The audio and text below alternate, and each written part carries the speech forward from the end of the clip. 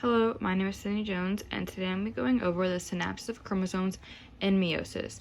And to do this, we're going to be drawing out these chromosomes to see what their offspring would be. The first thing we want to do when we look at chromosomes is to see if there's any aberrations there. This one, forward and backwards, it's the same, but this one has an inversion, and that inversion is going to be at I, J, and K. And it includes the centromere, so it's a pericentric inversion. A pericentric inversion just means that the inverted area is all the way around the centromere. Here's what a pericentric inversion looks like. So you have chromosome 1 and chromosome 2, which makes a loop right here, so they can match up as much as possible with that inverted region. And so today we're going to pretend that we have a family going on a road trip all the way to the mountains, and they have two routes to go. Route 1, or chromosome 1, and route 2, or chromosome 2. And there's 4 roads, 1, 2, and 3, and 4. And today they're going to see what the best routes or roads are.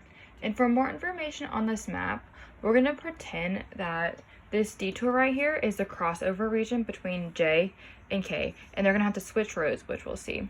Also, these regions are regions of the chromosomes, and we're going to pretend that these are regions of the state. First, they want to see the path without a detour. So we're going to take this road up here and go M, L, I, centromere or traffic circle in this case, J, K, H, G. And you're going to get this right here as their offspring or the road they just took.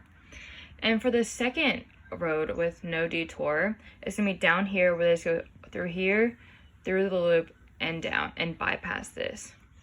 And this is going to be the road they just took, or the other offspring of the chromosomes.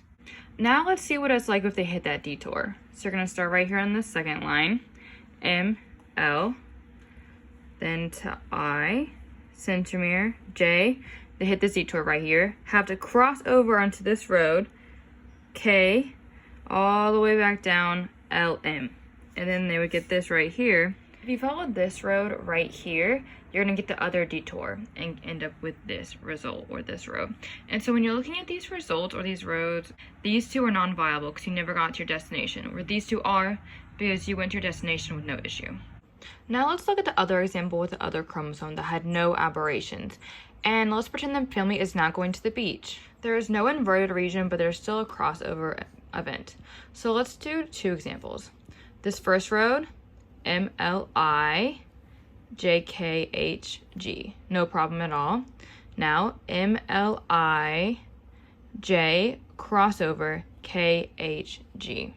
These are the results of all the offspring, and you can see that they did have the detour or crossover, but no information was doubled and they still got to their destination, even if they took a different road. This means that this individual has a way better expected fitness than the other individual, because they're all viable offspring.